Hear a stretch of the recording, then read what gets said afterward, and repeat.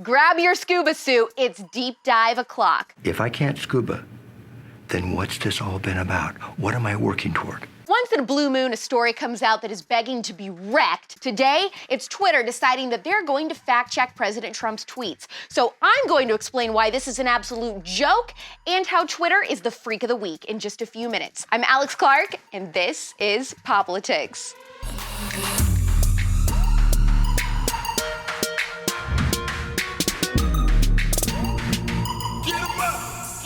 Yesterday, the world watched in awe as Twitter added a fact-checking alert to President Trump's tweet where he explained that mail-in voting is always a bad idea because of the possibility of voter fraud. The little fact-checking warning that popped up claimed that there's no evidence that mail-in ballots are linked to voter fraud, that only registered voters receive ballots, and that multiple states, in addition to California, use mail-in ballots. Lying's the most fun a girl can have without taking her clothes off.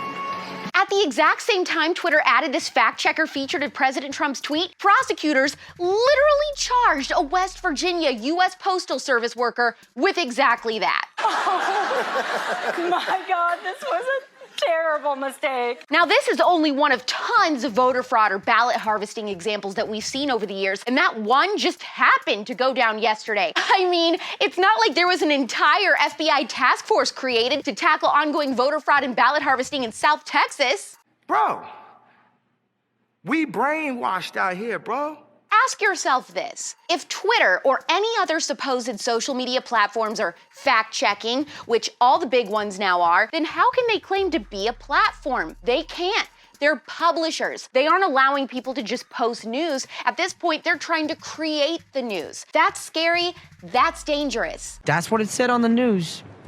And the news never lies. It's funny you should say that, actually. Maybe you're thinking, well, it's a good thing to have fact checkers. We should all want to make sure that when we post news, it's factual. Yeah, but like most leftist ideas, in theory, this sounds great, but in reality, not so much. Because each social media company isn't run by magical fact-checking unicorns. They're run by a department, which that department is run by people. And those people have to program those computers and fact-checking algorithms themselves.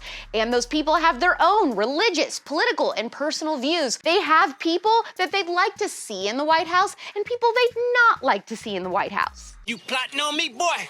No, sir. You know what? Let's just go straight to the top. Let's see what these people are like that are running these fact-checking entities, like the head of site integrity at Twitter. Head of integrity and fact-checking? Sounds like he'd be a nice and fair guy. Found out it's a guy named Yoel Roth, and he's tweeted things like, I'm just saying, we fly over those states that voted for a racist tangerine for a reason. And there are actual Nazis in the White House. You were literally too stupid to insult. I'm glad Twitter found someone so objective and unbiased to hold us hostage with the ban button. How exciting. I wonder why all of a sudden they're so passionate about this subject. It's evil. It's diabolical.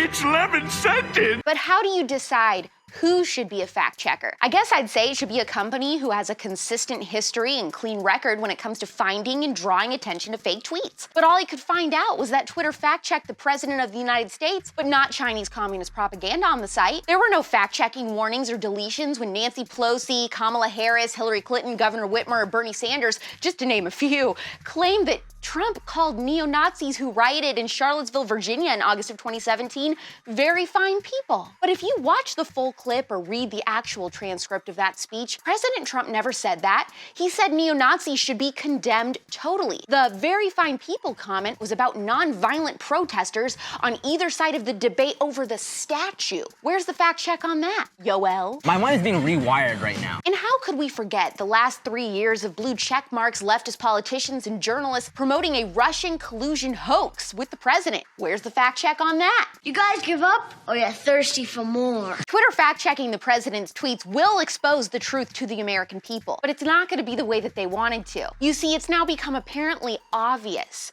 to even people who don't pay attention to politics at all, or maybe they don't even like President Trump, that something weird is going on here. There's some people pulling the strings. They're trying to promote a certain agenda. Now, conservatives have been talking about it for years, but people's eyes are are being opened. My eyes are wide open, I promise you. All of this just exposes that fake news media and big tech should actually have someone fact-checking them because they've never cared about the truth. They only care about promoting their own agenda. That's it.